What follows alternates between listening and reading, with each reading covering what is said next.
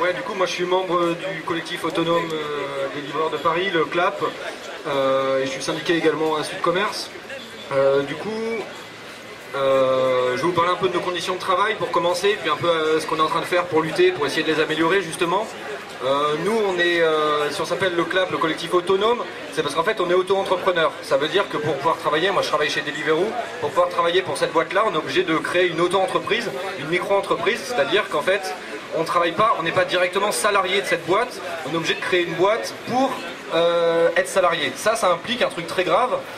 Ça fait qu'en fait on n'a pas du tout de code du travail. Le code du travail, ce que Macron il veut détruire là, en fait nous déjà on n'y est pas soumis. C'est-à-dire qu'en fait on n'a pas le droit aux cotisations chômage, aux cotisations retraite, à la sécurité sociale, on n'a pas de salaire minimum, on n'a pas de garantie de travail, c'est-à-dire qu'on peut être viré à tout moment, on n'a absolument aucun droit comme peuvent avoir les autres salariés. Ça c'est une première chose, en fait c'est la façon de... c'est ce qu'on appelle l'ubérisation, vous avez je pense déjà tous entendu parler, et c'est dans ce contexte-là que nous on travaille, et c'est un peu dans ce contexte-là qu'on essaie de lutter. Quand on est chez Deliveroo, le truc c'est qu'on est en fait on est des livreurs et on est tous en fait extrêmement atomisés, extrêmement précaires. On voit pas nos collègues de travail, on n'a pas de machine à café pour parler avec les autres collègues du patron, de la nouvelle réforme qu'ils vont faire et tout. On est obligé en fait, c'est pour ça qu'on a créé le CLAP, on a essayé de créer un collectif pour essayer de recréer un peu cette expérience collective du travail, cette conscience de classe. Du coup, on a créé ce collectif en janvier dernier à peu près. On a fait plusieurs manifestations au sein de ce collectif, notamment les manifestations qui avaient été appelées par le Front Social pendant la période des élections présidentielles. Ce qui nous a permis en fait de commencer à nous regrouper, de commencer à créer un peu une solidarité collective, à essayer de se développer un petit peu.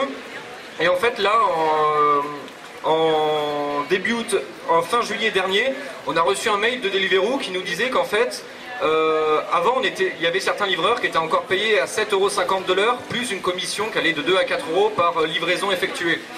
On a reçu un mail qui disait en fait maintenant tous les livreurs vont être payés 5 €, 5,75 € à Paris, par livraison. C'est-à-dire qu'en fait c'est une généralisation du travail à la tâche et qu'on n'a plus aucun salaire minimum garanti, mais simplement un salaire qui dépend du nombre de courses qu'on va faire dans l'heure et dans la journée. C'est-à-dire qu'en fait vu qu'on travaille par commission et par tâche effectuée, il y a des heures entières qu'on effectue où on s'inscrit sur l'application où on est censé travailler, c'est-à-dire qu'en fait on s'habille, on prend notre vélo, on va à République et on attend, et en fait pendant 1, 2, des fois 3 heures, on va avoir 0 commande. Du coup c'est 2-3 heures à laquelle on va être disponible pour l'entreprise, on va pas être sur notre temps personnel à faire quelque chose, et on va être payé absolument 0 €. Du coup, face à cette généralisation du travail à la tâche, qui en fait nous fait revenir aux conditions de travail du 19e siècle, on a commencé à s'organiser, on a essayé de faire une première expérience de grève. Mais du coup, on a vraiment dû s'interroger sur qu'est-ce que c'est en fait faire une grève quand on travaille chez Deliveroo, quand on n'a pas de contrat de travail, quand on peut être viré à tout moment. En fait, pour nous virer, c'est très simple, ils sont dans leur bureau, ils appuient sur un bouton, ça désinstalle l'appli de notre téléphone et en fait, on ouvre notre téléphone et on voit qu'on a été viré comme ça. Du coup, comment on fait grève dans ces conditions-là? Par exemple, en juin dernier, en Espagne, à Madrid, il y avait des livreurs qui avaient fait grève pour protester en gros sur les mêmes conditions, sur les mêmes questions. Et en fait, ils avaient fait une grève plutôt classique, ils étaient tous ensemble, ils avaient arrêté de travailler, ils s'étaient réunis sur une place avec des syndicats, des drapeaux, ils avaient porté leurs revendications. Ils avaient fait des tours de parole et avant la fin des tours de parole, les 25 livreurs qui étaient mobilisés, ils avaient tous été virés. Du coup, en fait, pour essayer, nous, de protester contre ça, on a dû réfléchir. Et l'action qu'on a décidé de mener, en fait, on s'est réunis à République, non pas sur nos heures de travail, mais du coup, on ne s'était pas inscrit.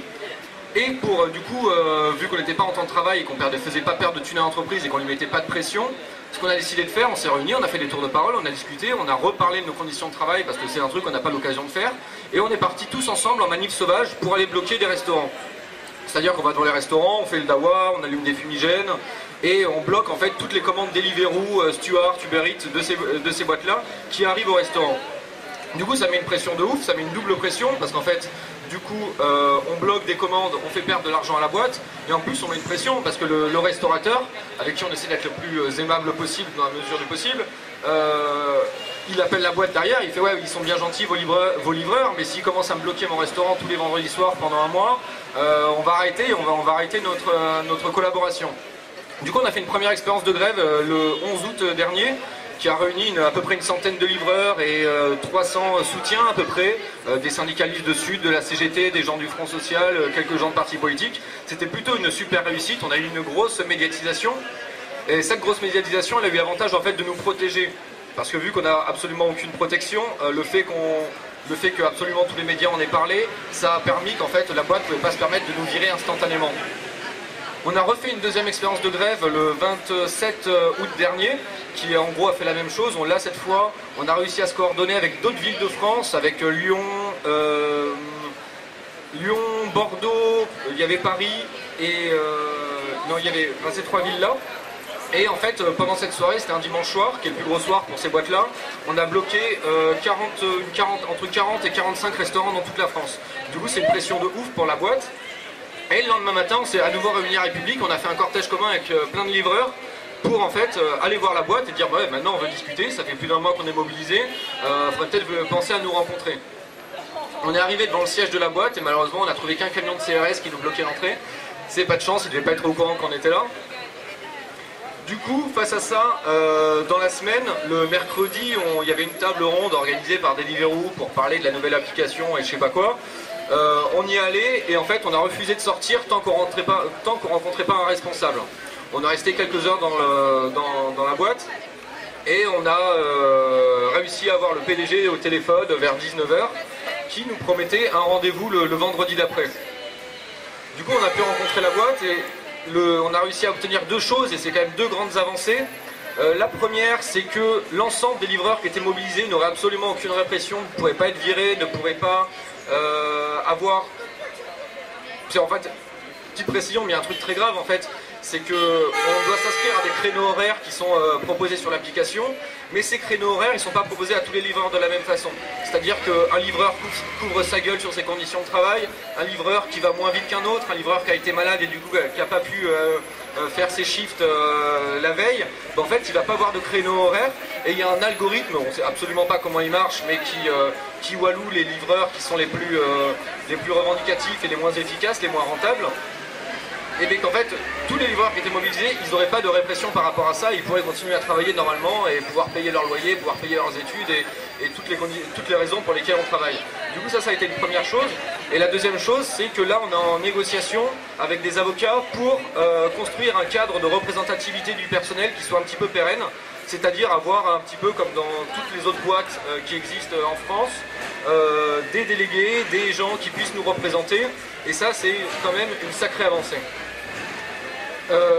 Également on a continué la mobilisation, on a continué à parler de nos conditions de travail et tout ça, et là ce qu'on a réussi à gagner, c'est tombé hier, c'est que la boîte paye pour tous les livreurs une assurance gratuite, parce que jusque là, depuis 4 ans que Deliveroo existe, tous les livreurs travaillés sans absolument aucune assurance.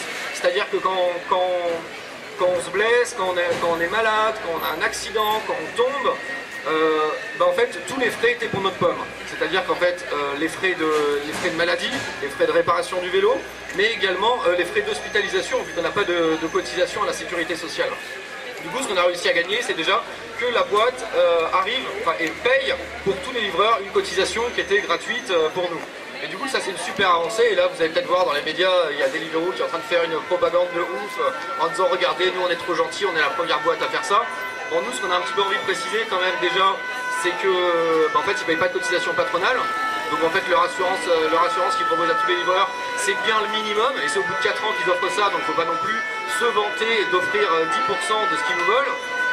Ça c'est une première chose, et qu'en fait le meilleur moyen de protéger les livreurs c'est d'en finir avec le travail à la tâche en nous offrant des minimums garantis pour pas qu'on soit obligé d'essayer de faire 3, 4, 5 livraisons par heure en essayant d'aller le plus vite possible.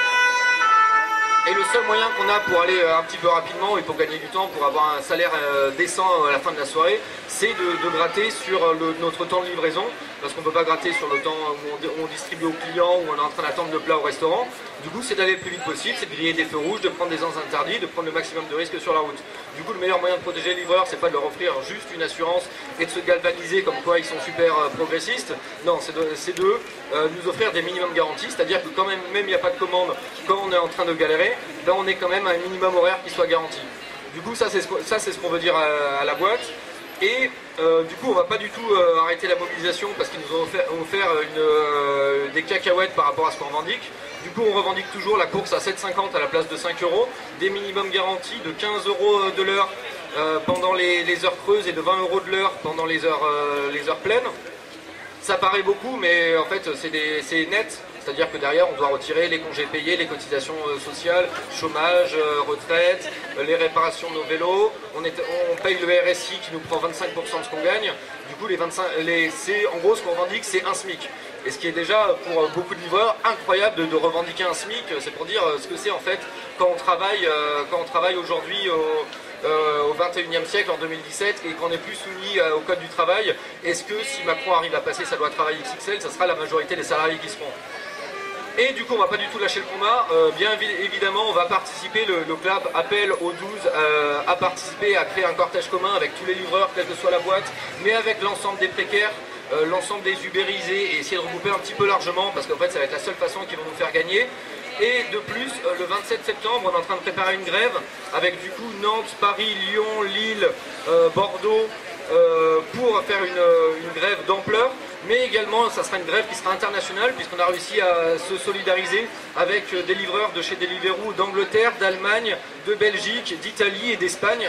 Et parce qu'en fait, si leur exploitation est internationale, notre solidarité, elle l'est aussi.